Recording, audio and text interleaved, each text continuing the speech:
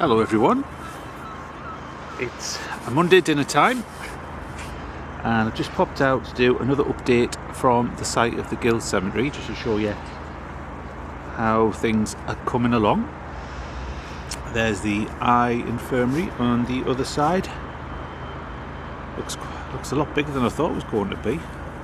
It stretches from there and the extent of it is going to be all the way around that boundary fence to the bottom of like Silksworth Row, Thornton Place on the big roundabout.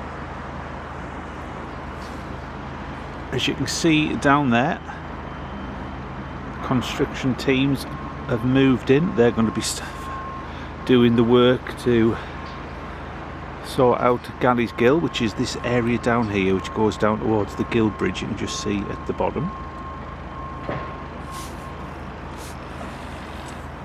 Got ground workers in this park section, so this bit here from sort of to the left of where that digger is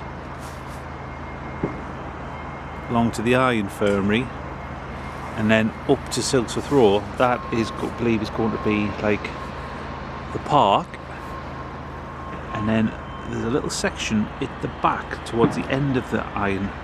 I think that's going to be some sort of urban like garden area, because there are going to be houses built sort of down that land. I think it's bottom of Farrington Row down to Hanover Place, and then some along by the river at the bottom of the Gally's Gill round the corner from that bridge. So there's a lot more digging's been done since I was here the other week. The ponds are had a little bit of rain last couple of days, so got a bit of water in. I think the word that you can see is lots of mud. For anybody who doesn't know, this is the site of the Gill Cemetery, a historic cemetery from the past of Bishop Wearmouth, from effectively opened in 1839 through to about, I think it was about end of April, start of May 1856. And people always ask, are the remains still there? Yes, they are, apart from probably the odd bone which was dug up years ago when a sewer was put in back in the time. If you do have an interest in this particular site, then on Facebook we have a group called the Gill Cemetery, which goes into the past of this site, its history from 1839 all the way through the decades of stuff that was done here. There was air raid shelters at one point. Also the well-known people who were buried here and the not so well-known, the stories, the incidents.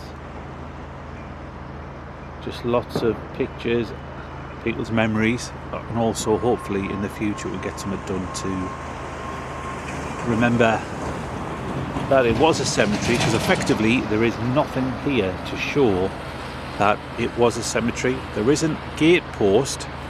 If you look, you might be able to see in the distance, there is a Premier Inn. Probably about 20 metres from that, there is a gate post, which is one of the old entrances, because this cemetery actually went round where that white wall is, down to Thornton Place.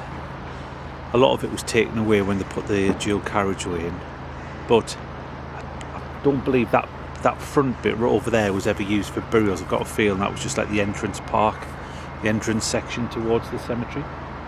And roughly where that digger is over there, that was where the cemetery chapel was. And if you look over in the distance, sort of towards the foot of that crane underneath the white fence, roughly in that area, that's where there was, I think it was 24 burial vaults for the great and the good, which were used. They're still there, but obviously way down under the earth.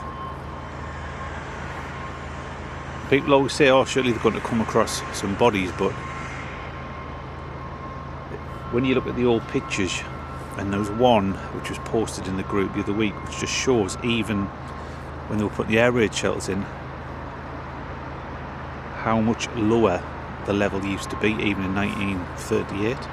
But when you go back to like 1839 when this was opened, this literally was a valley with the burn coming from from Barnes Park, all the way around, coming into here, then off down through Galleys Gill towards the River Wear, which is just at the bottom, about 400 metres away. Some good old pictures, like paintings of this particular site, which just show how sort of low down the cemetery was. So I'll just have a look over here, see if we can get a closer look. For anybody who hasn't seen it, that's the spanking new Farringdon Road car park, award winning.